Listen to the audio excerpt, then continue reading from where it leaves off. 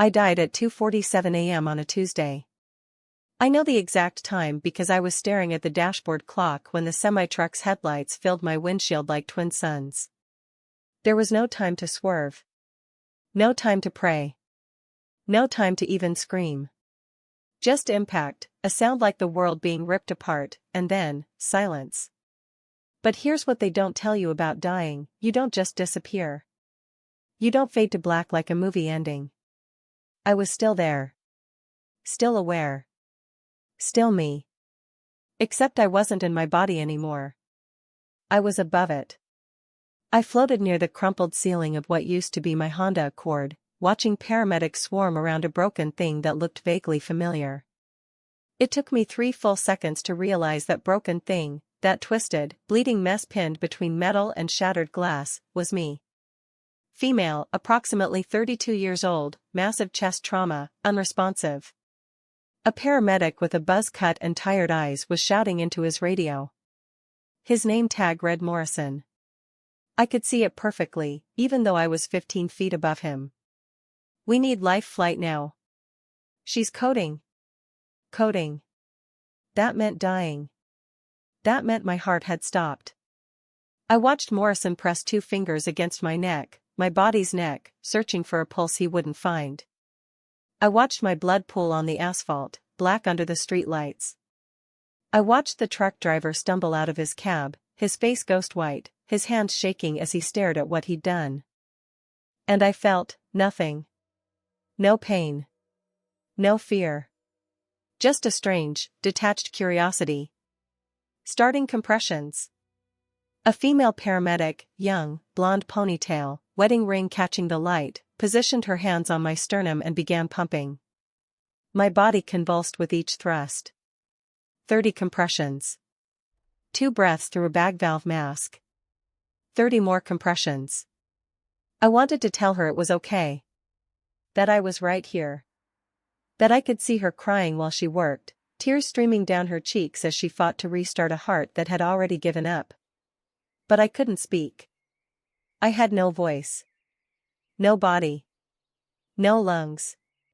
They loaded what remained of me onto a gurney. The blonde paramedic, her name tag said Jenkins, kept compressing my chest in the back of the ambulance while Morrison threaded an 4 into my arm. I watched the needle pierce my skin. Watched him hang a bag of clear fluid. Watched the monitor above my head show a flat green line that meant absolutely nothing was happening inside my chest. Flat line. I was dead. The ambulance screamed through empty streets, lights strobing red and blue against dark buildings. And I stayed with it, with them, with my body. I didn't know I had a choice. I didn't know I could leave. Not yet. Come on, come on, come on. Jenkins was sobbing now, still pumping my chest. Don't you die on me. Don't you dare die on me. But I already had. At the hospital, everything became chaos. Automated doors. Fluorescent lights. The squeak of wheels on linoleum. Voices shouting medical codes I didn't understand. Trauma Bay 3. Get me an airway kit and 2 units O-negative, stat. She's been down for 11 minutes. 11 minutes without a heartbeat. 11 minutes without oxygen reaching my brain. I should have been brain dead. I should have been a vegetable. But I was there, conscious, aware, watching from the corner of the ceiling as they transferred my body to a trauma table. A doctor with silver hair and steady hands took over. His badge read Dr. Rahman. He cut away my clothes with trauma shears, exposing the massive bruising across my chest, purple and black, like something rotten. Like death blooming under skin. Pericardial tamponade, he said calmly. Too calmly. The impact ruptured her pericardium. Blood's compressing the heart. I need to drain it now. He grabbed a needle, impossibly long, impossibly thick, and without hesitation, plunged it into my chest, just below the sternum. I watched him draw back dark, thick blood into the syringe. My body didn't flinch. Didn't react. Because I wasn't there anymore. Still no pulse, a nurse said. She had kind eyes behind her glasses. A small gold cross hung around her neck, half tucked into her scrubs. "Charge to 200, Dr. Ramon ordered." They placed paddles on my chest. "Clear." My body arched off the table, back bending impossibly, arms jerking. The monitor blipped once, a single spike of hope, then returned to that terrible flat line. Again. 300. "Clear." Another jolt. Another violent spasm. Another failure. 360, last chance. "Clear." Nothing. Just that green line. Just that steady, damning tone. Dr. Ramon looked at the clock on the wall, 3:03 a.m. 16 minutes since impact. His shoulders sagged. I saw him prepare to call it. To declare time of death. To give up. And that's when I felt it. A pull. Not physical. Not something I could resist. It was like gravity suddenly reversed, and instead of floating aimlessly above my body, I was being drawn, no, summoned, towards something beyond the ceiling. Beyond the hospital. Beyond the world itself. I looked down one last time at my body, pale, broken, lifeless. At Dr. Ramon, his hand hovering over the monitor, ready to turn it off. At the nurse with the cross, whispering something under her breath. A prayer. She was praying for me. And then the pull became irresistible. The trauma bay dissolved like smoke. The walls vanished. The ceiling opened like a door. And I was moving, fast, faster than thought, towards something vast and bright and terrifying. I saw it ahead of me, growing larger with impossible speed. A tunnel. Made of light. Or made of something that looked like light but was actually alive. And I knew, with absolute certainty, that once I entered that tunnel, there was no coming back. My life on Earth was over. But my journey had just begun. The tunnel pulled me like a current I couldn't fight. One moment I was hovering in Trauma Bay 3, watching Dr. Ramon's hand move toward the power switch on the monitor. The next moment, the hospital was gone, just gone, and I was suspended in a space that shouldn't exist. Not dark. Not light. Something in between. Something that felt like being caught between heartbeats, between breaths, between 1 second and the next. I could still see the hospital, but it was distant now. Small. Like looking through the wrong end of a telescope. I watched them continue working on my body even though I was no longer there. Watched Jenkins, the paramedic, follow my gurney into the trauma bay, her face streaked with tears. Watched Dr. Ramon inject something directly into my heart, epinephrine, I learned later, one last desperate attempt. But I was already leaving. The pull intensified. It wasn't coming from above or below. It was coming from everywhere and nowhere, all at once. And with it came a sensation I'd never experienced in life, absolute weightlessness. Not like floating in water. Not like falling. Like gravity itself had forgotten I existed. I had no body, but I could still feel. I had no lungs, but I could still breathe, or something like breathing. The air around me, if it was even air, tasted like electricity and honey.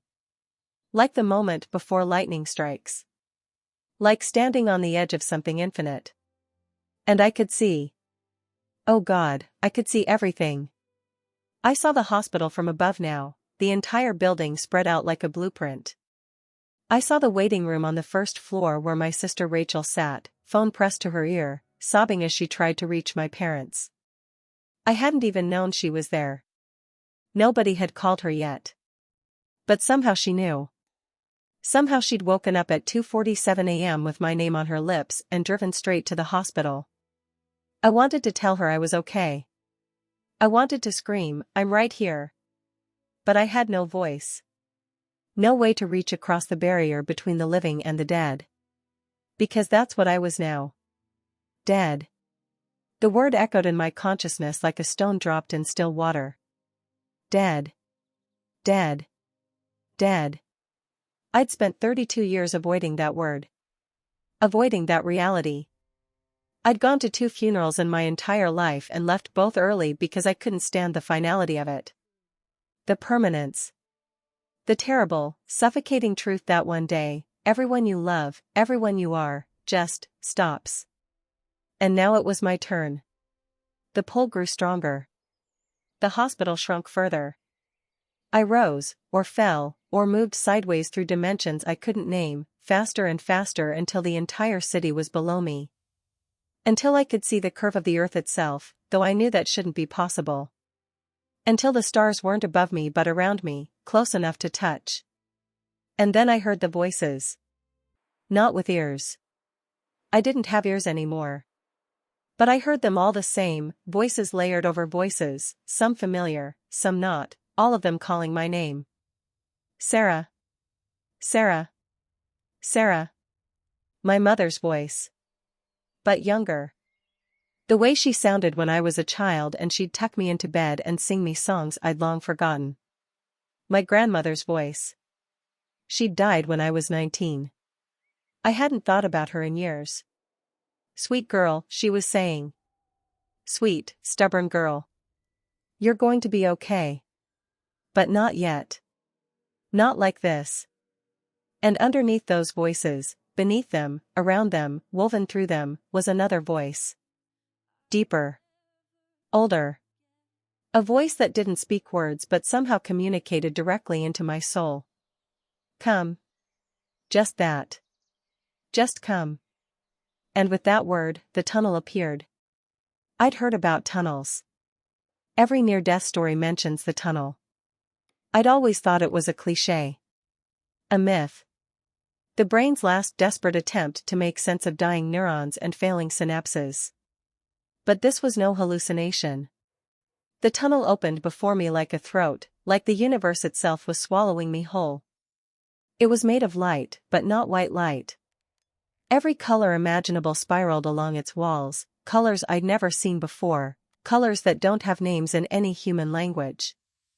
Golds that sang. Blues that tasted like joy. Reds that felt like coming home. And at the far end, so far away it might have been 1,000,000 miles or might have been an inch, was a light brighter than the sun. Brighter than 1,000 suns. A light that should have burned my eyes out of my skull but instead felt like love made visible. I was moving toward it. Fast. Faster than falling. Faster than thought. The walls of the tunnel rushed past me in a blur of impossible color, and as they did, something else began to happen. My life started playing before me. Not like watching a movie. Like living it again. Every moment. Every choice. Every word. Every thought. Simultaneous and sequential, all at once. I saw myself at 7 years old, stealing a candy bar from a convenience store and lying about it to my mother. I felt the shame again. Fresh. Raw. I saw myself at 15, whispering cruel things about Jennifer Chen in the school bathroom, destroying her reputation with lies because I was jealous of her. I felt her pain as if it were my own. I saw myself at 23, sleeping with my best friend's boyfriend and never telling her. Never apologizing. Just letting that friendship die and moving on like it didn't matter. I saw every harsh word. Every selfish choice. Every moment I'd chosen comfort over courage, pleasure over principle, myself over everyone else. And woven through it all, like a thread of gold I'd been too blind to see, I saw him. Jesus. He'd been there. The whole time. Every moment of my life. When I was 6 and fell off my bike and should have cracked my skull on the pavement, but somehow, impossibly, I'd landed on soft grass instead. He was there. When I was 17 and drove home drunk and swerved into the wrong lane and missed the oncoming semi by inches. He was there. When I was 28 and stood on the edge of a bridge at 2 in the morning, so depressed I couldn't see a reason to keep living, and a stranger appeared out of nowhere and asked if I was okay. He was there. I'd never believed in him. Never prayed. Never opened a Bible. I'd laughed at Christians. Called them weak. Deluded. Ignorant. But he'd been there all along, keeping me alive, protecting me, whispering my name in a voice I'd refused to hear.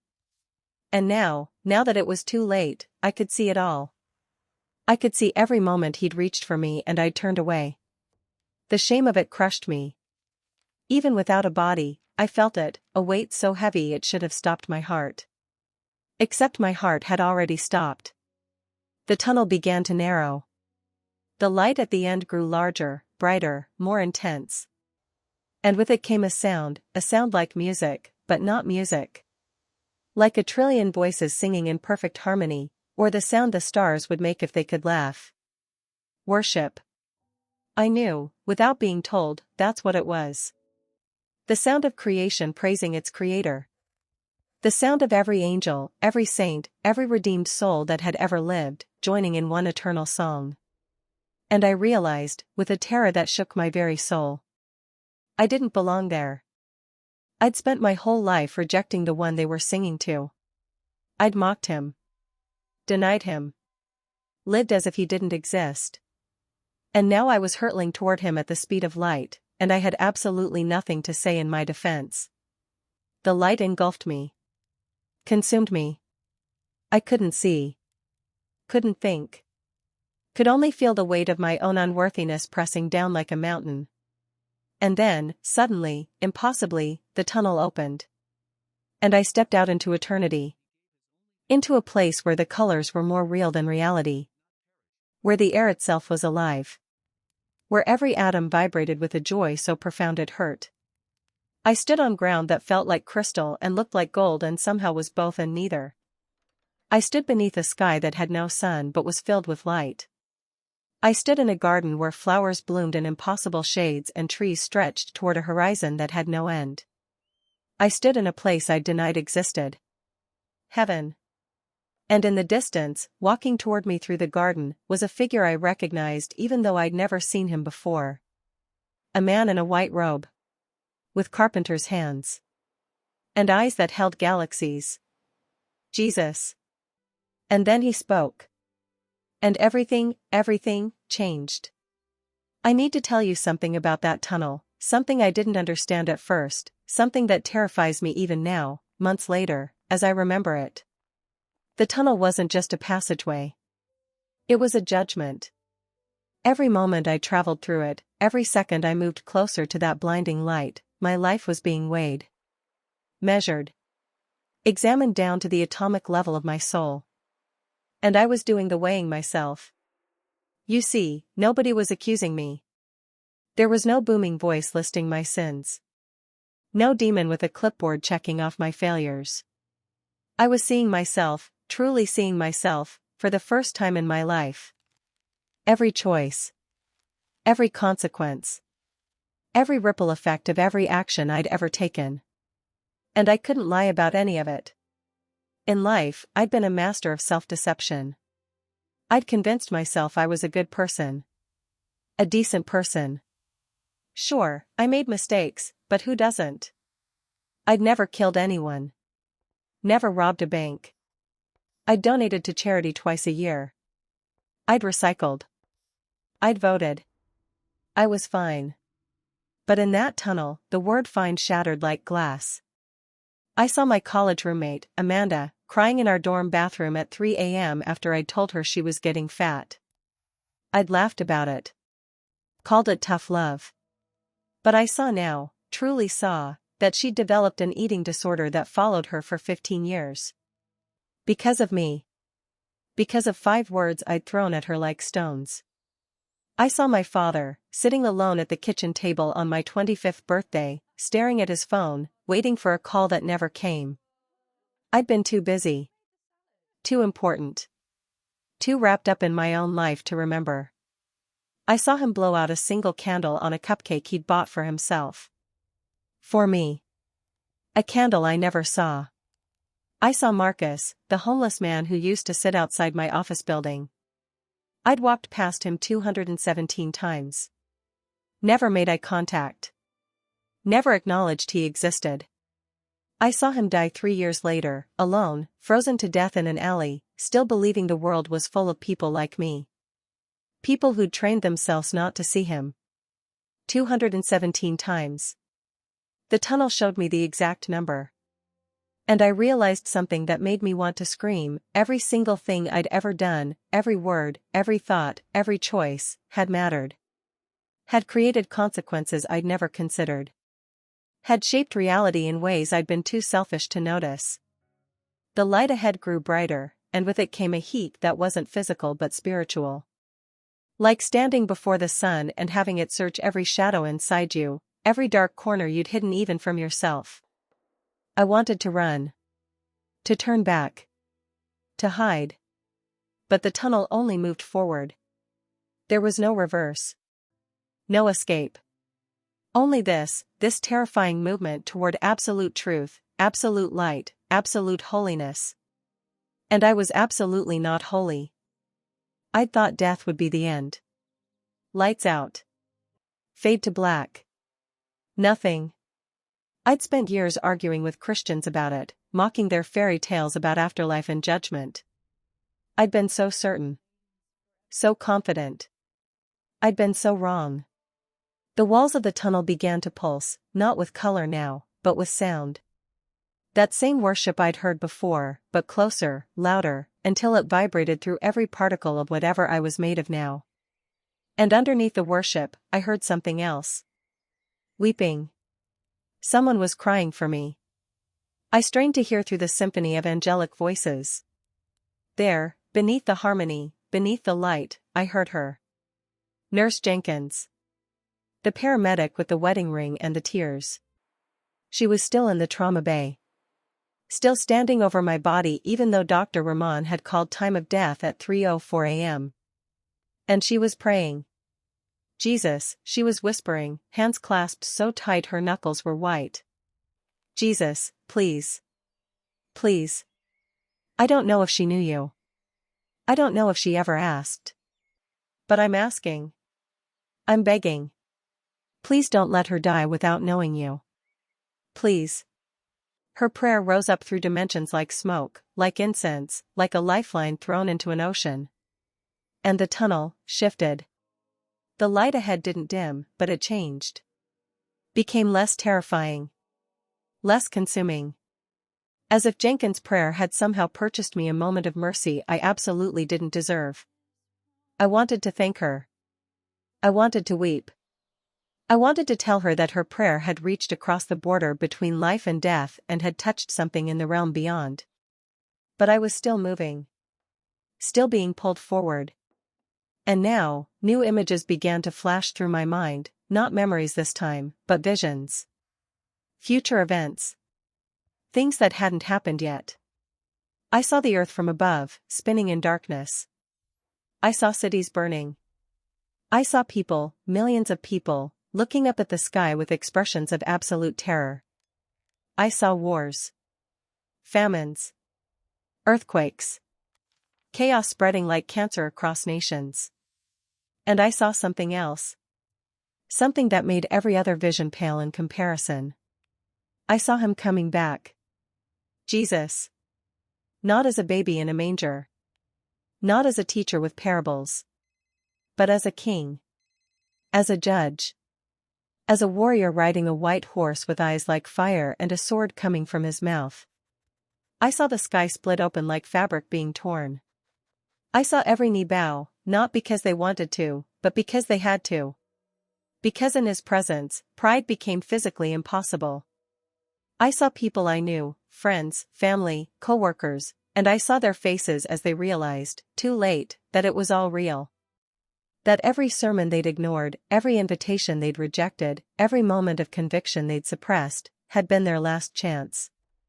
And I heard a voice, not audible, but carved into my consciousness like words etched in stone, speak 3 statements. 3 warnings. 3 prophecies. I couldn't understand them yet. The words were in a language I didn't speak, or perhaps in a language beyond language. But I knew that when I returned, if I returned, I would remember them. I would understand them. And I would have to share them. The 3 things Jesus was going to tell me about the end times. That's why I'm here. That's why I came back. That's why I'm recording this now, desperate for you to hear it before it's too late. The tunnel began to widen. The light became less like a destination and more like a doorway. And I felt something change in the very fabric of my being, a shift from judgment to something else. Something I didn't have a name for yet. Grace? Mercy? A second chance I hadn't earned? I didn't know. All I knew was that the crushing weight of my sin was still there, still suffocating, still damning, but someone, was carrying it with me now. Sharing the load. Walking beside me even though I couldn't see him yet. The tunnel opened wide. And I stepped through. Into a garden more beautiful than imagination could construct. Into air that tasted like every good thing I'd ever experienced distilled into a single breath. Into light that was warm without burning, bright without blinding, pure without being harsh. I stood on grass that shimmered like emerald silk beneath my feet I didn't have anymore, yet somehow still possessed. I looked down at myself and saw that I had form again, body again, but different. Younger? No. Perfected. Like I was seeing what I'd always been meant to be, before sin and age and disease and disappointment had carved their marks into my flesh. I wore white. Not clothing exactly, but something like it. Radiant. Clean. Impossibly clean. And I realized I was standing at the edge of something vast. A city? A country?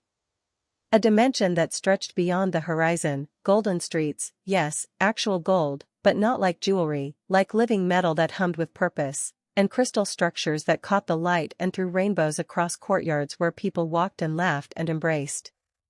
Heaven. I was standing in heaven. And I'd never felt more unworthy in my life. How was I here? Why was I here? I'd rejected this place. Mocked it.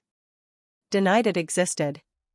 I'd lived 32 years as if sin didn't matter, as if choices didn't have consequences, as if I could do whatever I wanted and face no judgment. And yet here I was. Standing in the place I'd claimed was a myth. I heard footsteps behind me. Soft. Deliberate. The sound of someone approaching with absolute authority and absolute gentleness at the same time. I turned. And there he was. Jesus. Not the pale, weak, European painting from church walls. Not the distant, plastic figure from nativity scenes. But him, alive, radiant, terrifying in his beauty. His eyes held galaxies and sorrow and love so fierce it shattered every defense I'd ever built. His hands, carpenter's hands, scarred hands, hung at his sides, and I could see the holes. The nail wounds. Still there. Still visible. He'd kept his scars. For me. For us. As a reminder of what he'd paid. He didn't speak with his mouth at first. His presence spoke, his eyes spoke, his very being communicated directly into my soul. I know you. I have always known you. I formed you. I love you. And I died for you. I collapsed. I had no strength left. No pride. No excuses. I fell to my knees on that impossible grass and I wept like I'd never wept in life, because I finally understood. He'd been chasing me for 32 years. And I'd finally stopped running. He knelt beside me, the King of the universe knelt beside me, and placed one scarred hand on my shoulder. And then he spoke. And everything changed. His touch was fire and water at the same time. When Jesus placed his hand on my shoulder, every nerve I didn't have anymore ignited with sensation. Not pain. The opposite of pain. Like every good feeling I'd ever experienced in life, every warm embrace, every perfect sunset, every moment of peace I'd ever stolen, had been a shadow of this. A rumor. A whisper of what touch was supposed to be. And in that touch, I felt him download my entire existence into his consciousness. He knew everything. Every secret. Every shame. Every midnight thought I'd buried so deep I'd convinced myself they didn't exist. He knew about the abortion I'd had at 19 and never told anyone about. He knew about the prescription pills I'd stolen from my mother's medicine cabinet. He knew about the rage I'd felt toward him, yes, toward him specifically, when my grandmother died and I'd screamed at the ceiling, "If you're real, I hate you." He knew it all. And he was still touching me. Still kneeling beside me. Still looking at me with those impossible eyes that held more love than my heart could process. "Stand up, Sarah," he said. His voice. Oh God, his voice. It was like thunder wrapped in silk. Like a father's firm command and a lover's gentle whisper spoken simultaneously. It came from everywhere, from his mouth, from the air, from the ground beneath me, from inside my own chest. It was a voice that had spoken galaxies into existence, and now it was speaking my name. I stood. Not because I chose to. Because when he spoke, reality itself obeyed. And for the first time I really looked around. Heaven wasn't just beautiful. Beautiful is what you call a sunset or a mountain range or your wife on your wedding day. This was something else. Something the human language doesn't have a word for. It was beauty that was alive, that was conscious, that was worship. The grass beneath my feet wasn't just green. It was 1,000 shades of green I'd never seen before, each blade somehow individual and yet part of a perfect whole. And it was soft, softer than any fabric, softer than clouds, softer than a mother's touch. When I took a step, the grass seemed to respond, seemed to rejoice that I was there. The sky above wasn't blue. It was golden, crimson and violet and shades that don't exist in the earthly spectrum. Colors that had flavor. Colors that had sound. And it moved, not like clouds drifting, but like a living ocean of light, waves of glory rolling across the heavens in patterns that told stories if you knew how to read them. And the air. The air tasted like every good thing. Like honeysuckle and rain and fresh bread and morning coffee and that perfect moment right after you've been forgiven. Every breath I took, though I didn't need to breathe anymore, filled me with a joy so overwhelming I thought I might explode. This was what I'd been made for. This was home. To my left, I saw a river. Not flowing with water, but with liquid light, crystal clear, sparkling like diamonds, moving with purpose toward a massive city in the distance. And along its banks grew trees unlike anything on earth. Their leaves were gold and silver, and they sang, actually sang, a harmony that made my soul ache with recognition. I'd heard that song before. Somewhere. In dreams, maybe. Or in moments of unexpected peace when I was a child, before cynicism and disappointment had calcified around my heart. The tree of life, Jesus said, following my gaze. Its leaves are for the healing of the nations. And its fruit, he smiled, a smile that contained more joy than all of earth's laughter combined. Its fruit is for those who overcome.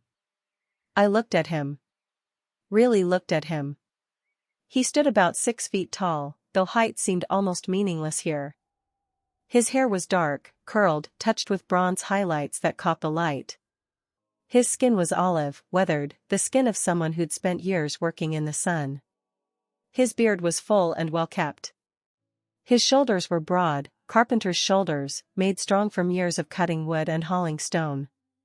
But it was his eyes that undid me. They were brown. Deep brown. But inside that brown were flecks of gold, and inside that gold were galaxies, and inside those galaxies were entire universes of love and sorrow and justice and mercy all swirling together. When he looked at me, I didn't just feel seen. I felt known. Known down to the quantum level of my soul. And in his eyes, I saw my reflection, not as I'd been on earth, but as he'd always intended me to be. Beautiful. Whole. Radiant. Not because of anything I'd done, but because of what he'd done. Because he'd paid the price I could never pay. Why am I here? I whispered. The question came out broken, barely audible. I denied you. I mocked you. I lived like you didn't exist. Why didn't I? I couldn't finish. Couldn't say the word. Hell. Why didn't I go to hell? Because that's where I deserved to be. That's what the tunnel had shown me. That's what the life review had proven beyond any doubt. Jesus stepped closer. He took both my hands in his, those scarred, nail-pierced hands that had bled for me, and he held them gently, like they were precious. "Do you remember Nurse Jenkins?" he asked. I nodded, confused. "She prayed for you. While your body was dying, while your soul was traveling to meet me, she stood over you and she prayed. She asked me to give you one more chance. One more moment to choose." His grip tightened, just slightly. I heard her prayer. And I answered it. "But I don't deserve."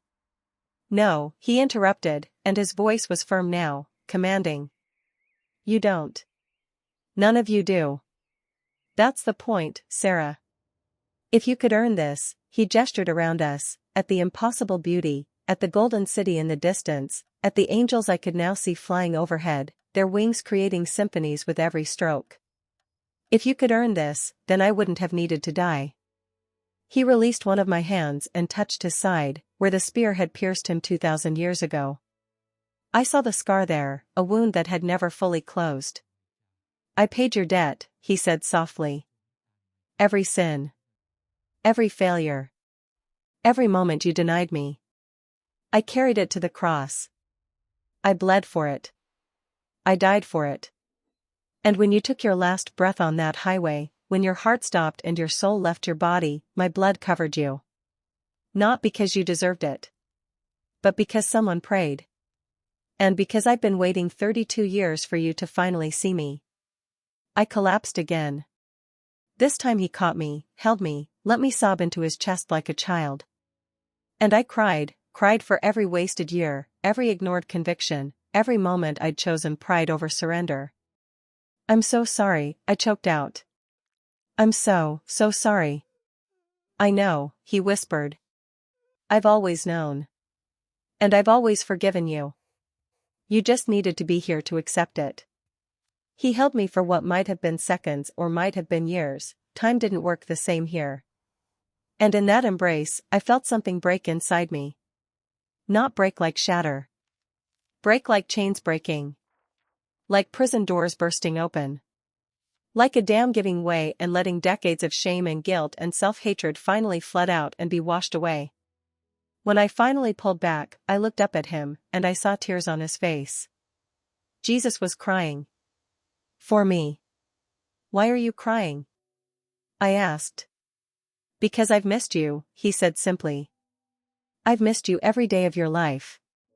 Every moment you turned away from me was a moment I couldn't share with you. Couldn't walk with you. Couldn't show you how deeply, how desperately, how completely I love you." He wiped his eyes with the back of his hand. "And now you're here. Finally. And I get to show you everything."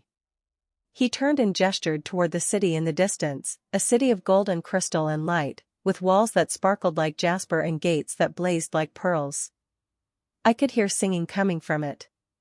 Millions of voices. Billions. All in perfect harmony. "That's the New Jerusalem," he said. "Your home. Your true home. The place I've been preparing for you since before you were born." He looked back at me. "But you're not staying." "Not yet." My heart dropped. "What?" "I'm sending you back, Sarah." His voice was gentle but unyielding. "Back to your body. Back to your life. Because I have a mission for you. A message you need to carry." Now the word came out desperate, panicked. "No, please. I can't go back. I can't leave this. I can't." "You can," he said firmly. "And you will. Because the world needs to hear what you've seen. What you've learned. What I'm about to show you." He released my hands and stepped back. The air around us began to shimmer, to shift, to open like a curtain being pulled aside. And suddenly we weren't in the garden anymore. We were standing in a vast space, not a room, but something like it. Walls made of living light. A floor that looked like polished sapphire. And in front of us, 3 pillars of fire, each one burning without consuming, each one holding within it a vision. These are the 3 things I need you to tell them, Jesus said, his voice now carrying a weight I hadn't heard before. A warning. An urgency. 3 things about the end times. 3 truths that my church has forgotten. 3 warnings that time is running out. He walked toward the first pillar, and I followed, my bare feet making no sound on the crystal floor. Watch, he commanded. And the fire opened. And I saw. And I understood. And I was never, ever the same. The first pillar of fire blazed brighter as Jesus raised his hand toward it. Come closer, he said. I stepped forward, and the heat from the flame washed over me, but it didn't burn. Instead, it felt like truth. Like standing in front of something so pure, so undeniable, that every lie you've ever believed about yourself and the world simply evaporates. Jesus stood beside me, his presence steady and solid, and he spoke with a voice that echoed through dimensions. Sarah, the first thing I need you to tell them is this. The fire parted like a curtain, and inside it, I saw the earth. Not as it is now, but as it will be. And what I saw made my breath catch in my throat. I saw churches. Thousands of them.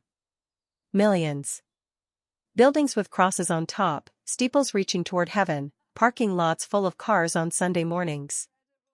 But inside, the buildings were empty. Not physically empty. There were people in the pews. Pastors in the pulpits. Worship bands on the stages. But spiritually? There was nothing.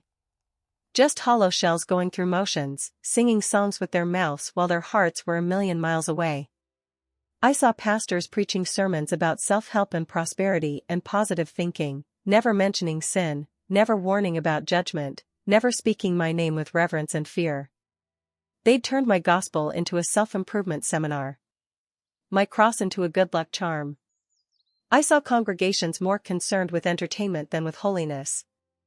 More interested in feelings than in truth. They wanted a Jesus who made them comfortable, who affirmed their choices, who never challenged them to change. This is the great falling away, Jesus said, and his voice was heavy with grief. Paul warned about it. I warned about it. In the last days, many will fall away from the faith. They'll have a form of godliness but deny its power. They'll call me Lord, Lord, but they won't do what I say. The vision shifted. I saw people, Christians, or at least people who called themselves Christians, living no differently than the world around them. Same entertainment. Same language. Same priorities. Same goals. They wore crosses around their necks but worshipped money in their hearts. They went to church on Sunday and lived for themselves the other 6 days. They think they know me, Jesus said, and now his voice carried an edge of pain that cut through me like a blade. They use my name. They sing my songs. But their hearts are far from me. They love the idea of me, the safe, tame, domesticated version they've created. But me? The real me? The one who demands everything? The one who said, "Take up your cross and follow me"? The one who said, "If you love me, you'll obey my commands"? They don't want that Jesus. They want a Jesus who serves them. Who blesses their plans. Who never interferes with their comfort. I watched in horror as the vision fast-forwarded. I saw those same churches, years later, decades later. The crosses were gone from the steeples. The Bibles were gathering dust on shelves. The sermons were about tolerance and inclusion and unity, but never about me. Never about salvation. Never about the blood I shed. And I saw something else. Something that made my soul scream. I saw people, millions of people who'd grown up in church, who'd been baptized, who'd called themselves Christians their entire lives, standing before Jesus on Judgment Day. And I heard him say to them the words that will haunt me until the day I truly die. I never knew you. Depart from me, you who practice lawlessness. But Lord, they cried. We went to church. We sang your songs. We called ourselves Christians. But you never surrendered, he replied. You never repented. You never let me change you. You wanted salvation without transformation. Heaven without holiness. A crown without a cross. And they were cast out. Away from his presence. Into outer darkness. I turned to Jesus, tears streaming down my face. How do we stop it? How do we warn them? That's why you're going back, he said. That's why I'm showing you this. Tell them the truth I told the churches in Revelation, repent. Return to your first love. Be hot or cold, but don't be lukewarm, because I will spit the lukewarm out of my mouth. Tell them that calling me Lord means nothing if they don't obey me. Tell them that going to church doesn't save them. Reading the Bible doesn't save them. Believing I exist doesn't save them. Even demons believe, and they tremble. True faith transforms. True faith surrenders everything. He turned toward the second pillar, and the first vision dissolved into embers. The second thing, he said, and his voice dropped lower, more urgent. This one they're not ready to hear. But they must. The second pillar erupted in flames that were darker, tinged with crimson and shadow. And when they parted, what I saw made every cell of my being recoil in terror. I saw the sky split open. But it wasn't Jesus returning. Not yet. Something else was coming. Someone else. I saw ships, massive, gleaming, impossible, descending from the heavens. I saw beings emerging from them, beings that looked almost human but weren't. Beautiful. Radiant. Powerful. And I saw the world, the entire world, fall to its knees in worship. Who are they? I whispered. Demons, Jesus said flatly. The fallen ones. The angels who followed Lucifer in rebellion. They've been waiting for this moment. Waiting for permission to deceive on a global scale. I watched in horror as world leaders gathered to meet these beings. As scientists declared them our saviors, our creators, our guides to the next stage of human evolution. As religions merged and united under this new revelation. As people abandoned their faith in me to follow these creatures who promised peace, who promised answers, who promised a new age of enlightenment. But, I struggled to understand. Won't people see through it? Won't Christians recognize the deception? Jesus looked at me, and his eyes held a sorrow so deep I thought I might drown in it. Many won't, he said. Because they've already been deceived. They've already compromised. They've already chosen comfortable lies over hard truths. When the great delusion comes, when Satan himself appears as an angel of light, performing signs and wonders, they'll believe him. They'll follow him. Because they never truly knew me. They knew a version of me they created. A false Christ. And when the false Christ appears in the flesh, they'll embrace him. The vision shifted again. I saw the Antichrist rise. Not as a monster. Not as an obvious villain. But as a man of peace. A man of solutions.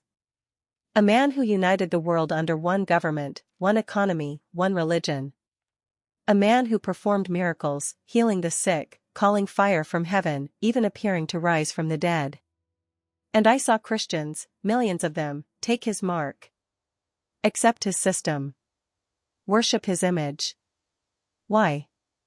I cried out. Why would they do that? Because they were never rooted in truth, Jesus answered. They built their faith on sand, on emotions, on experiences, on what felt good. But they never built on the rock of my word. They never studied the scriptures. They never learned to test the spirits. They never developed discernment. So when the lie comes, dressed in power, dressed in miracles, dressed in everything they've been taught to chase, they'll fall for it. He pointed to a small remnant in the vision. A group of believers, scattered, hunted, hiding. They wore no mark. They bowed to no image. They clung to ancient scriptures and whispered prayers in the darkness. These are mine, he said, and his voice softened with love. These are the ones who endure to the end. The ones who love me more than their own lives. The ones who choose death over deception. I saw them martyred. Beheaded. Burned. crucified. And as they died, I saw something that made me weep with a mixture of horror and wonder. I saw Jesus standing beside each one of them, holding their hands, whispering encouragement, welcoming them home. The delusion is coming, he said, turning back to me. Paul warned about it in 2 Thessalonians. I warned about it in Matthew 24. Even the elect will almost be deceived, almost, but not quite, because I'll protect those who truly belong to me. But Sarah, you must tell them, study my word. Know it. Memorize it. Let it root so deeply in your heart that when the lies come, and they will come with power and signs and wonders, you'll recognize them as lies. Don't chase after miracles. Don't follow signs. Follow me. Follow truth. Even if it costs you everything. The second pillar began to dim, and Jesus moved toward the third. I was shaking now. Trembling. I didn't want to see any more. I didn't want to carry this burden. I wanted to stay here, in this garden, in this safety, in this peace. But he'd already said I couldn't. He'd already told me I had to go back. The third thing, he said, and now his voice carried a weight that made the very air vibrate. The third thing is the most important. The most urgent. The reason I brought you here. The third pillar exploded with light so bright I should have been blinded. But instead, I saw everything. I saw the end. I saw his return. And I saw that it was closer, so much closer, than anyone realizes. I saw signs in the heavens. The sun darkened. The moon turned blood red. Stars falling from the sky like figs shaken from a tree.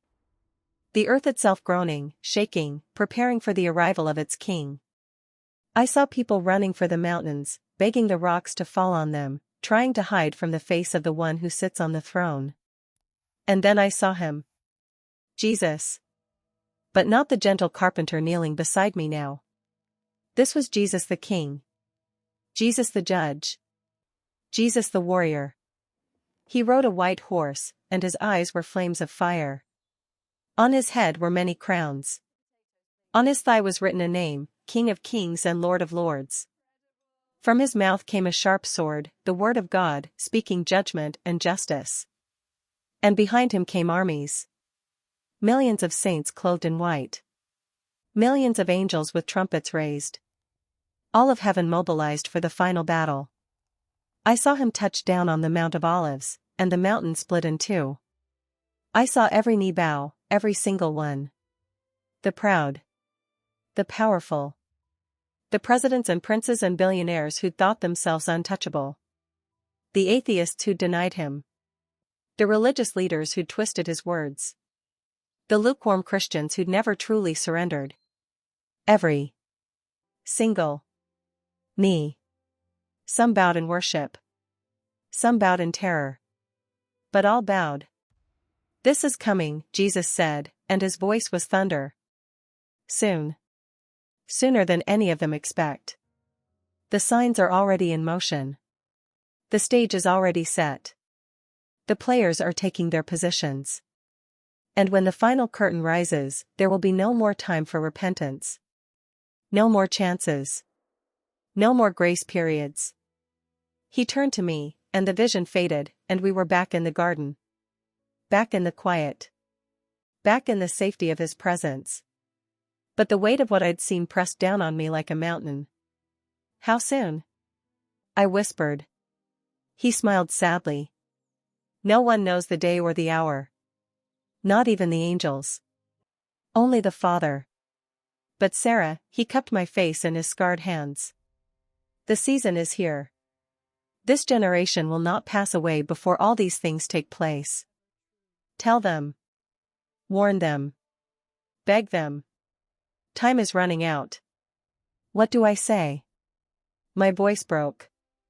How do I make them believe me? Tell them what you've seen. Tell them what I've shown you. And tell them this, he leaned close, his forehead touching mine, and he whispered words that burned into my soul like a brand. Tell them I love them. I've always loved them. I died for them. I'm preparing a place for them. But they have to choose. They have to surrender. They have to give me everything, not just their Sundays, not just their prayers, but their whole lives. Tell them that lukewarm isn't enough. Cultural Christianity isn't enough. Going through the motions isn't enough. I want their hearts. I want true disciples, not comfortable consumers.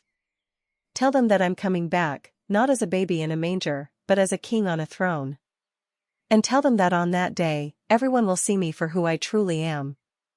And it will be too late to change their answer. He pulled back and looked into my eyes. Do you understand? I nodded, tears streaming down my face. Will you tell them? Yes, I whispered. Yes. I'll tell them. I promise. He smiled, a smile of such profound love and pride that it broke something open inside me. Then it's time for you to go back. No, I pleaded. Not yet. Please. Your sister is still in the waiting room, he said gently. Praying. Weeping. Believing I'll perform a miracle. And Dr. Rahman is about to turn off your life support. But I'm not done with you yet, Sarah. You have work to do. A story to tell. A message to carry. He placed his hand on my chest, right where my heart would be if I still had a physical body. Go back, he commanded. Live. Speak. Warn them. Love them the way I've loved you. And when your time truly comes, when you've finished the work I prepared for you, I'll be waiting right here. I'll be waiting to say, well done, my good and faithful servant. Enter into the joy of your Lord. And then he pushed. Light exploded around me. The garden vanished. Heaven disappeared. And I was falling backward through dimensions, through space, through time, hurtling back toward my broken body, toward the pain, toward the world I'd left behind. But I wasn't empty-handed. I carried 3 warnings. 3 messages. 3 truths that would change everything. And as I fell, I heard his voice one last time, echoing across eternity. Tell them I'm coming soon. Tell them to be ready. Tell them I love them. And tell them, time is running out. The first thing I felt was pain. Not the gentle ache of sore muscles or the dull throb of a headache. This was agony, pure, unfiltered, absolute agony that made every nerve in my body scream in protest. It felt like I was being crammed into a box 3 sizes too small, like my soul was being forced back into flesh that had already started dying, already started the process of decay. I wanted to scream, but I had no breath. I wanted to fight, but I had no strength. And for one terrible moment, I thought I'd made a mistake. I thought I was falling into hell instead of returning to earth. Because nothing could hurt this much unless it was punishment. But then I heard it. Beep. Beep. Beep. A heart monitor. My heart monitor. The flat green line that had pronounced me dead was now spiking, weak at first, irregular, but present. My heart was beating again. I was alive. Oh my God. A voice. Female. Shaking. Oh my God, she's back. She's back. Nurse Jenkins. I'd recognize that voice anywhere now. The woman who'd prayed over my corpse. The woman whose prayer had reached across dimensions and given me one more chance. I tried to open my eyes, but my eyelids weighed 1,000 pounds each. I tried to speak, but something was lodged in my throat, a breathing tube, I realized, forcing oxygen into lungs that had been still for 17 minutes. 17 minutes. That's how long I'd been clinically dead. I learned that later. 17 minutes without a heartbeat. 17 minutes without oxygen to my brain. By every medical standard, I should have been a vegetable. Brain damaged. Comatose. A living body with a dead mind. But I wasn't. Dr. Rahman. Jenkins was shouting now. Dr. Rahman, get in here. I heard footsteps. Running. The trauma bay door slamming open. What? Dr. Ramon's voice, sharp with disbelief. That's impossible. I called time of death. I watched her flatline for. Look at the monitor. Jenkins interrupted. Look at her pupils. She's responsive. She's alive. Hands on me now. Fingers pressing against my neck, checking my pulse. A light shining in my eyes, bright, painful, dragging me further back into my body. I tried to pull away, tried to retreat back into the peace, back into the garden, back into his presence. But the light was relentless. The pain was relentless. Reality was relentless. Sinus rhythm, Dr. Ramon said, and I could hear the tremor in his voice. The shock. The fear. Normal sinus rhythm. Blood pressure stabilizing. Oxygen saturation at 92% and climbing. This is medically impossible. It's a miracle, Jenkins whispered. It's a God-blessed miracle. They removed the breathing tube, an experience so violently uncomfortable that it yanked me fully back into consciousness. I gagged, coughed, felt blood and bile rise in my throat. My chest felt like it had been crushed by a truck. Which, I supposed, it had. Sarah? Dr. Ramon's face swam into view above me. Dark eyes. Silver hair. The same face I'd watched from the ceiling 17 minutes ago. Sarah, can you hear me? Squeeze my hand if you can hear me. I squeezed. Barely. My fingers felt like they belonged to someone else. Good. That's good. Sarah, you were in a very serious accident. You're at Mercy General Hospital. You've had significant trauma, but you're going to be okay. Do you understand? I tried to speak, but my voice came out as a rasp. I saw you. You saw me? That's right, I'm Dr. Ramon. I'm the one who's been taking care of you. No, I coughed, tasted copper. Saw you, from above, coffee stain, green coffee stain. Jenkins gasped. Her hand flew to her chest, to the exact spot on her scrubs where I'd seen the stain. When I'd been watching from the ceiling. When I'd been dead. Dr. Ramon froze. What did you just say? Your scrubs, I whispered, looking at Jenkins now. Green stain. Coffee. You spilled it, in the ambulance, before we got here. The color drained from her face. How could you possibly? You were unconscious. You were dead. There's no way you could have seen. And you, I turned back to Dr. Ramon, each word a monumental effort. You talked to Dr. Chen, in the hallway, about your daughter, about her soccer game, you said you'd miss it again. He stepped back like I'd struck him. That conversation happened after you were already gone. After I'd called time of death. There's no medical explanation for how you could know that. Because I was there, I whispered. I was watching. From the ceiling. I saw everything. I saw you inject epinephrine into my chest. I saw you shock me 3 times. I saw you give up. And then I saw you pray. I looked at Jenkins, tears streaming down my face now. You prayed for me. You asked Jesus to give me one more chance. And he heard you. He showed me. Your prayer, it reached heaven. Jenkins collapsed into a chair, her hand over her mouth, sobbing. Dr. Ramon stood perfectly still, his scientific mind clearly at war with what he was hearing. Sarah, what you're describing it's called a near-death experience. It's a known phenomenon. The brain, under extreme stress, can produce vivid hallucinations. It can create false memories that seem. It wasn't a hallucination, I said, and despite my weakness, my voice carried a strength that surprised even me. It was real. More real than this. More real than anything I've ever experienced. I died, Dr. Ramon. I died, and I went somewhere. I saw things. I was shown things. And I was sent back to tell people. A new voice cut through the room. Sarah. The door burst open, and my sister Rachel ran in, her face streaked with tears, her eyes wild with hope and disbelief.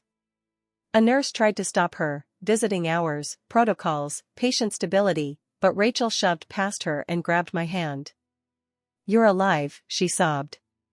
"Oh God, you're alive. I thought I'd lost you. I thought," she broke down completely, pressing her forehead against my hand.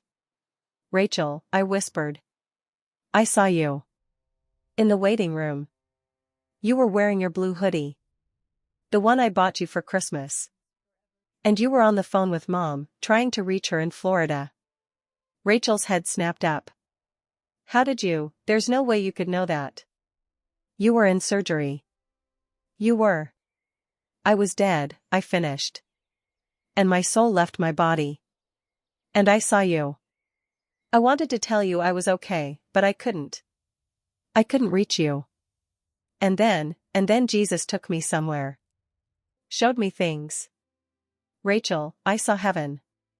I saw him. And he sent me back." My sister stared at me, mouth open, clearly trying to process what I was saying. "You hate religion," she said finally. "You've spent your entire adult life telling me that God is a fairy tale. That Christians are weak and delusional. You literally mocked me when I got baptized last year. And now you're telling me you saw Jesus?" "I know," I said, fresh tears streaming down my face. "I know how it sounds. I know what I was. But Rachel, I was wrong. About everything. It's all real. Heaven is real. Hell is real. Jesus is real. And he gave me a message. He gave me 3 warnings about the end times. 3 things I have to tell people before it's too late." Dr. Ramon cleared his throat. "Sarah, you've experienced severe trauma. Both physical and psychological. What you're describing could be the result of oxygen deprivation, medication, or—" "There's a crack in the ceiling tile," I said, cutting him off. "Directly above the trauma table. 3rd tile from the door. It's shaped like a lightning bolt. And there's a coffee cup on the counter by the sink, blue cup, chipped handle, lipstick stain on the rim. It belongs to a nurse named Maria. And Dr. Chen told you his daughter scored 2 goals last week. 2 goals, and you promised you'd make the next game." The room fell silent. Dr. Ramon slowly turned and looked up at the ceiling. At the 3rd tile from the door. At the crack shaped like a lightning bolt, a crack he'd probably never even noticed because you can't see it unless you're looking from above. From the ceiling. From where I'd been watching when I was dead. He turned back to me, and for the first time I saw his scientific certainty waver. That's not possible." "And yet," I whispered, "here I am." Over the next 3 days, they ran every test imaginable. MRI. CT scan. EEG. Neurological assessments. They poked and prodded and drew enough blood to fill a small aquarium. And every single test came back the same way. Normal. Perfect, in fact. No brain damage. No cognitive impairment. No physical explanation for why someone who'd been clinically dead for 17 minutes should be lying in a hospital bed having coherent conversations and describing things she had no medical possibility of knowing. "It's unprecedented," I heard Dr. Ramon tell another doctor outside my room. "By every measure, she should be a vegetable. Should be on life support.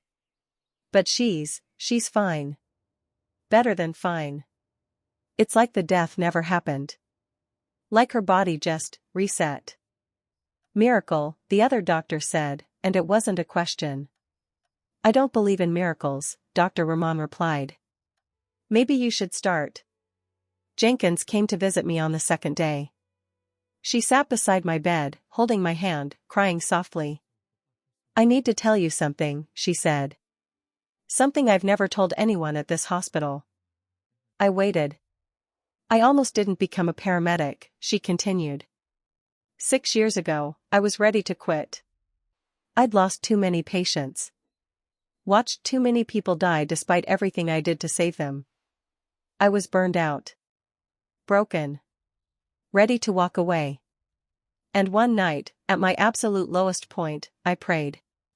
I told God that if He wanted me to keep doing this job, He needed to give me a sign. He needed to show me that what I do matters.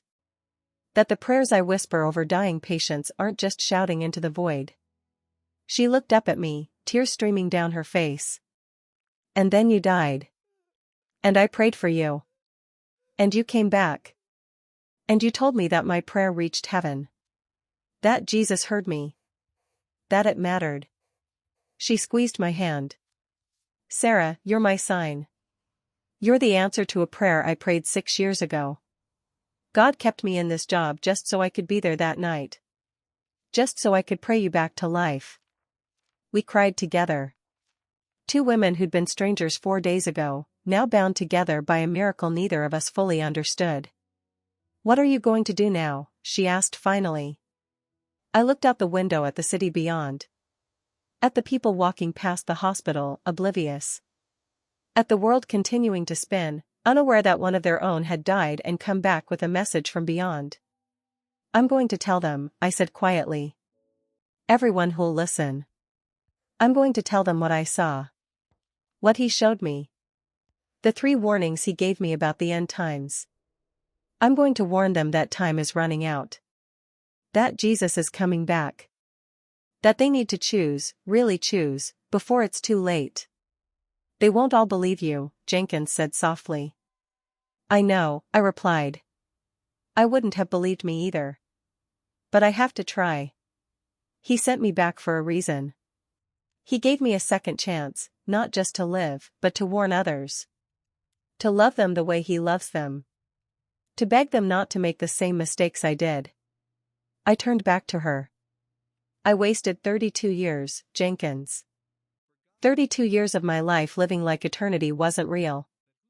Like my choices didn't matter. Like I had all the time in the world to get right with God. And I almost ran out of time. If it weren't for you, if it weren't for your prayer, I would have stood before Jesus with nothing but excuses and regrets. I gripped her hand tighter. I can't let that happen to other people. I won't. Whatever it costs me, my reputation, my career, my relationships, I don't care. I died. I met Jesus. I saw what's coming. And I'm going to spend whatever time I have left making sure people know the truth. Jenkins smiled through her tears. Then I'll pray for you. Every single day. That God gives you the words. That He opens doors. That He protects you from the enemy who absolutely doesn't want this message getting out. Thank you, I whispered. She stood to leave, then paused at the door. Sarah? What you said about the end times. About Jesus coming back soon. How soon? I thought about the vision. About the signs. About the urgency in His voice when He said, "This generation will not pass away." Soon, I said. Sooner than anyone expects.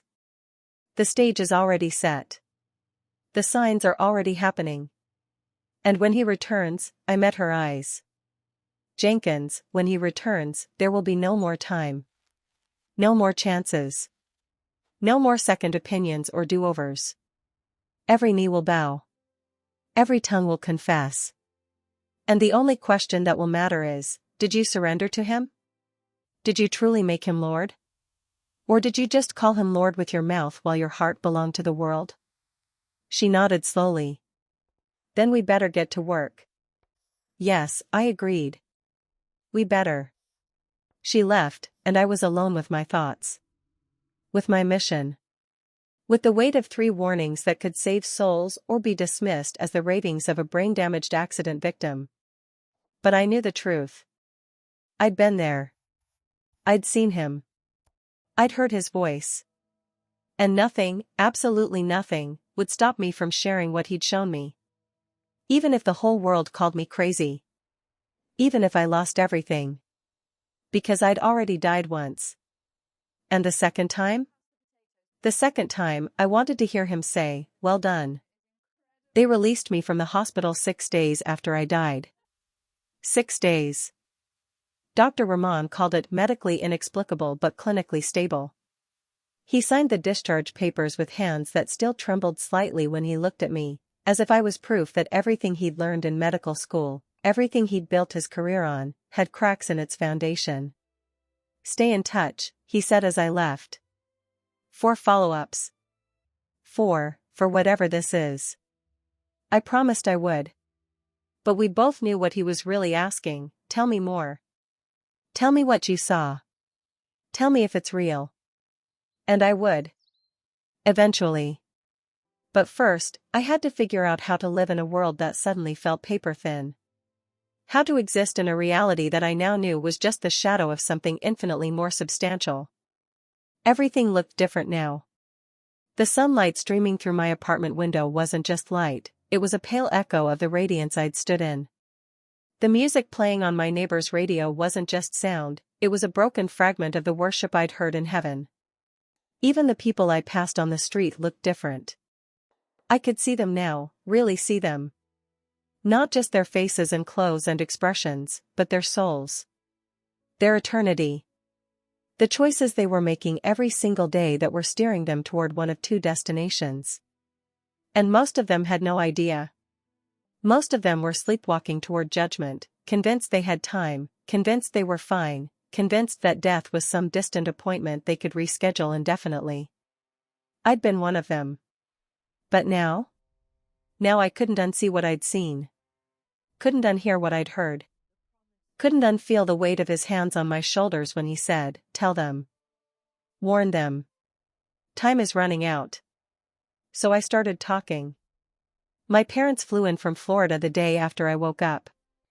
My mom cried for 3 straight hours. My dad, stoic, practical, the man who'd taught me to trust science and logic above all else, just held my hand and said, "I thought we'd lost you, sweetheart." "You almost did," I told them. But God wasn't finished with me yet. That's when I saw the look. The uncomfortable glance they exchanged. The slight stiffening in their postures. "Sarah," my mom said carefully, "the doctor said you experienced some trauma. Head trauma. It can cause confusion, hallucinations." "I didn't hallucinate heaven, Mom," I said firmly. "I was there. I died. I left my body. I saw Jesus. And he sent me back with a message." My father cleared his throat. "Honey, I think what your mother is trying to say is that near-death experiences are a known neurological phenomenon. The brain releases DMT when it's dying. It creates vivid visions. It's fascinating, actually, from a biochemical standpoint, but it doesn't mean." "Dad." I cut him off. I described things I couldn't have known. Things that happened while I was dead. The doctors verified it. Dr. Rahman verified it. I watched my own resuscitation from the ceiling. I saw conversations in hallways I'd never been in. This wasn't a hallucination. This was real. "Okay," my dad said, in the same tone he'd used when I was 7 and insisted I'd seen a fairy in the backyard. Humoring me. Patronizing me. "Okay, sweetheart. We believe that you believe." "I don't need you to believe what I experienced," I interrupted. "I need you to believe what I'm telling you now. You're going to die someday. Both of you. And when you do, you're going to stand before Jesus. And he's going to ask you what you did with him. What you did with the gospel. What you did with the life he gave you. And I was a good person isn't going to be enough. I didn't hurt anyone isn't going to be enough. You need him. You need to surrender to him. Before it's too late." The silence in the room was deafening. My mother looked at my father. My father looked at the floor. We'll talk about this later," Mom said finally. "When you've had more time to recover." They left an hour later. Polite.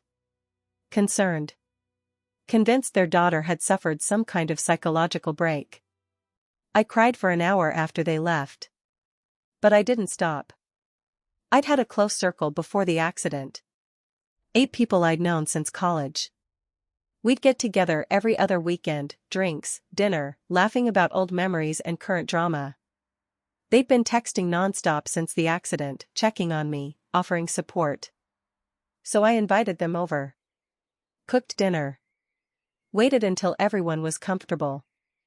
And then I told them. I told them about dying. About heaven. About Jesus.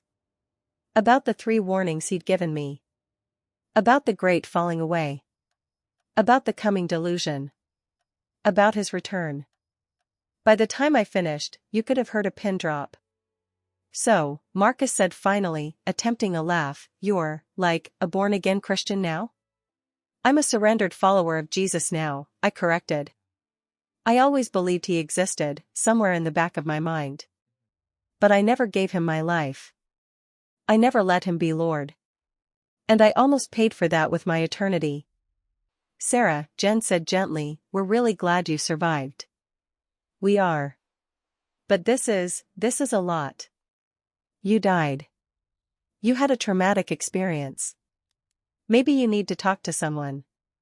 A therapist. Someone who can help you process."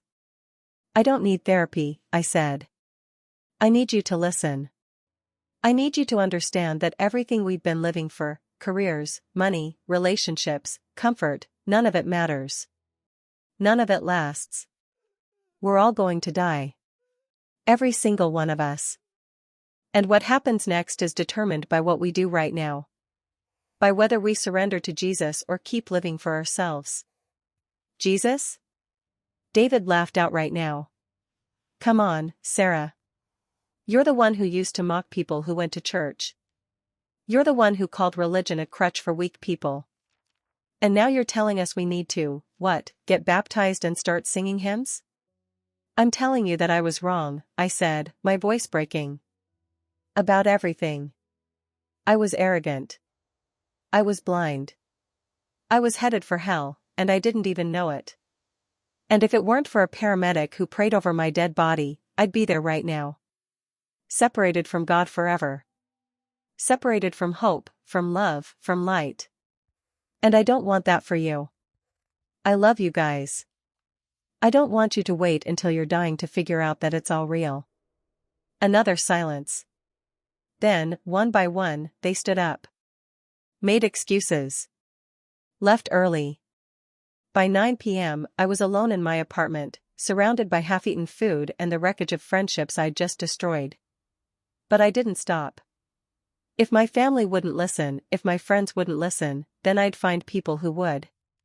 I created a YouTube channel. Bought a cheap microphone. Set up my phone on a stack of books. And I recorded. I told my story. Every detail. The accident. The death. The tunnel. The garden. Jesus. The 3 warnings. Everything. "My name is Sarah," I said into the camera, tears streaming down my face. "And 17 days ago, I died. I was clinically dead for 17 minutes. And in those 17 minutes, I left my body, traveled to heaven, and met Jesus Christ face to face. He showed me things about the end times, things about what's coming, things that the world needs to hear. And he sent me back with a message. With 3 warnings. With an urgent plea. I uploaded it at 2 a.m., not expecting anyone to watch. By morning, it had 300 views. By the end of the week, 30,000. By the end of the month, 2 million. The comments section exploded. This changed my life. I gave my heart to Jesus because of your testimony. You're deceived by demons. This is a false vision meant to lead people astray. I had a near-death experience too. Everything you described is exactly what I saw. You need mental help. This is dangerous delusion. I've been a lukewarm Christian for 20 years. Your warning about the great falling away woke me up. I'm recommitting my life to Jesus today. My mother watched this video 2 days before she died. She prayed the prayer at the end. Thank you for giving her one last chance. The messages flooded in. Hundreds. Thousands. People whose lives were being changed. People who were mocking me.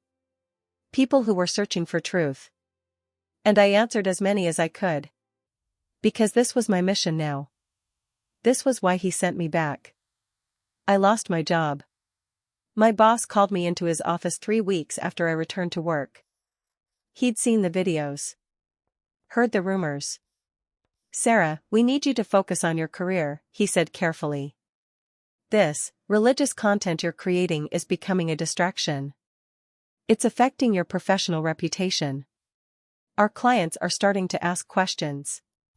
"I'm doing the work you hired me to do," I said. "But you're also telling people the world is ending. That Jesus is coming back. That they need to prepare for judgment.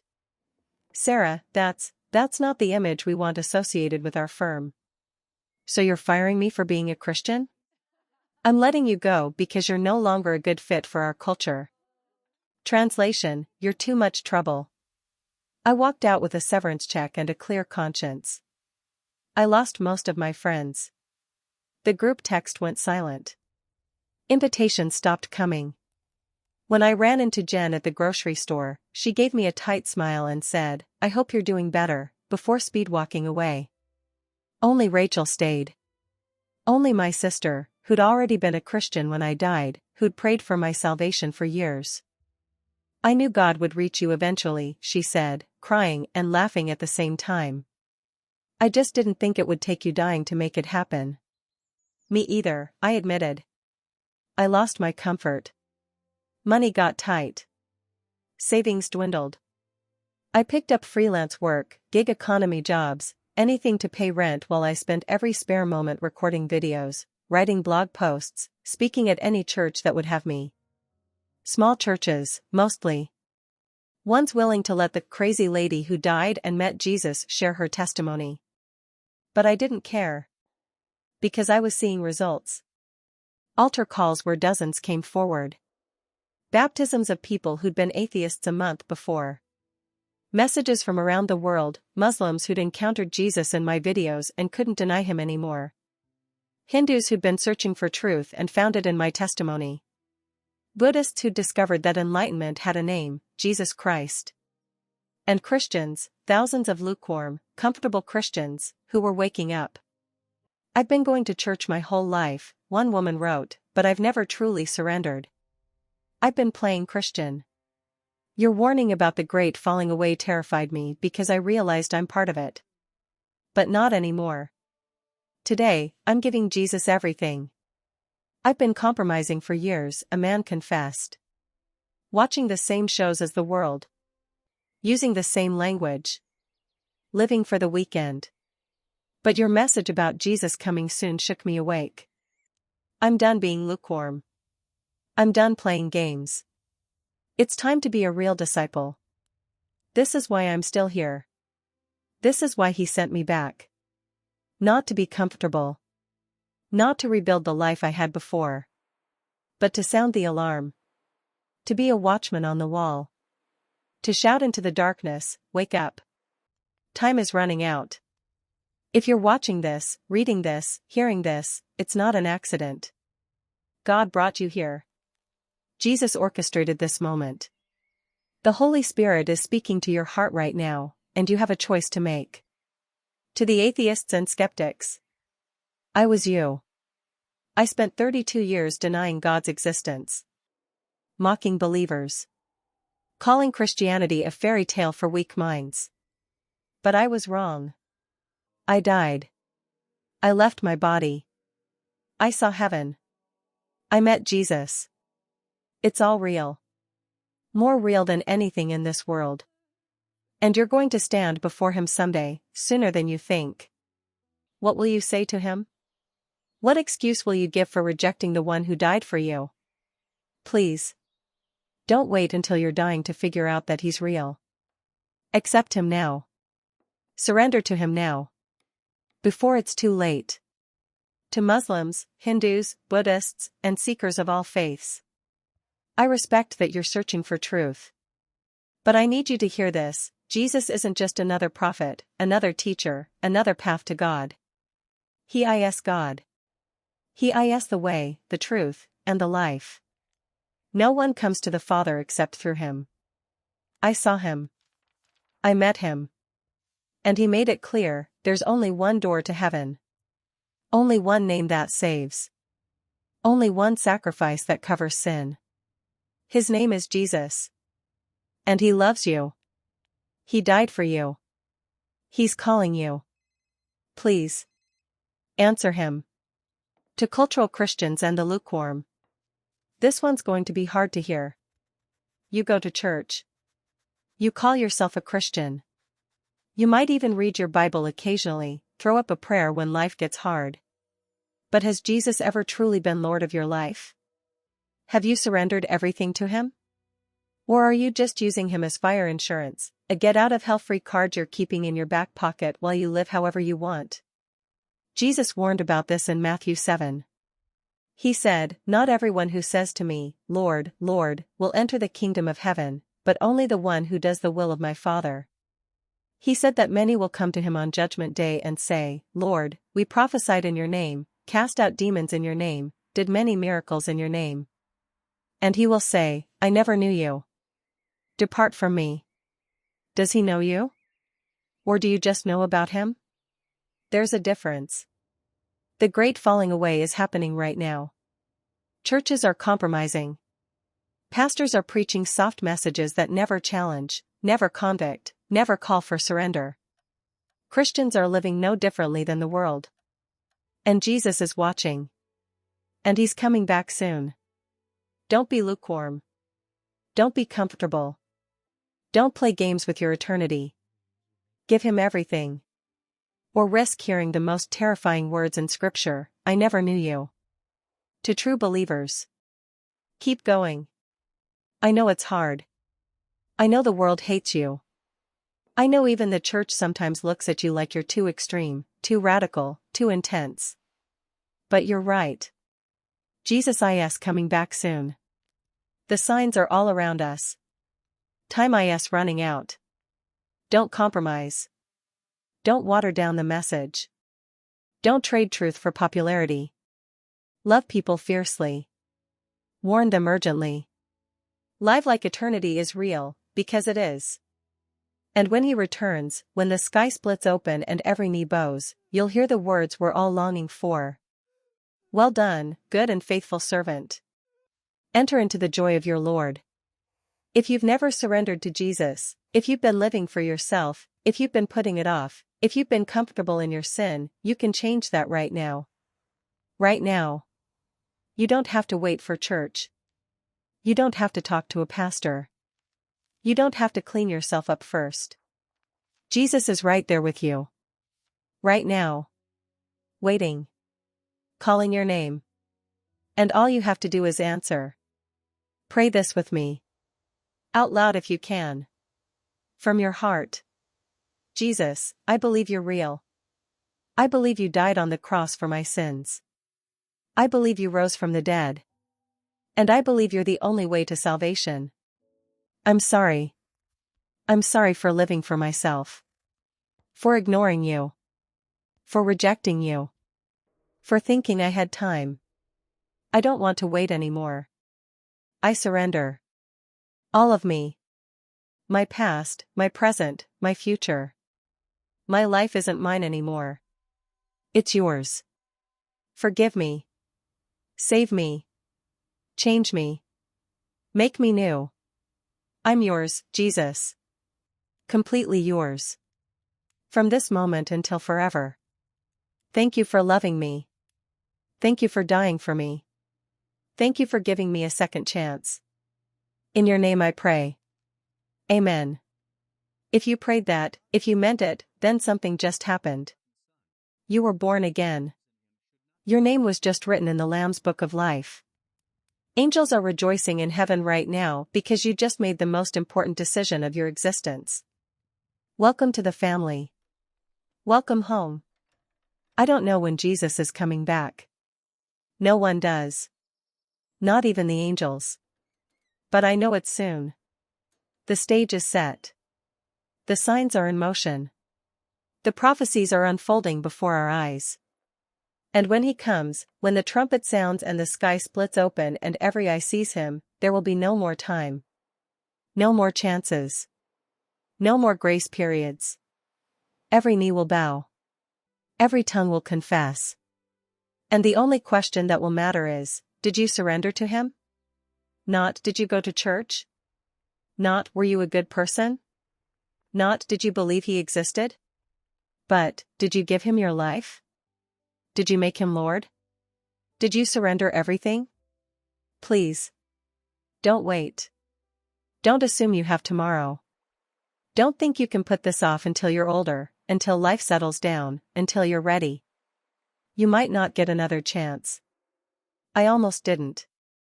But Jesus, in his infinite mercy, sent me back. Sent me back with a message. A warning. A plea. Time is running out. He's coming soon. Be ready. Surrender now. While you still can. I died so you could hear this. I came back so you could have one more chance. Don't waste it. Jesus loves you. He's calling you. He's waiting. Please. Answer him. Before it's too late.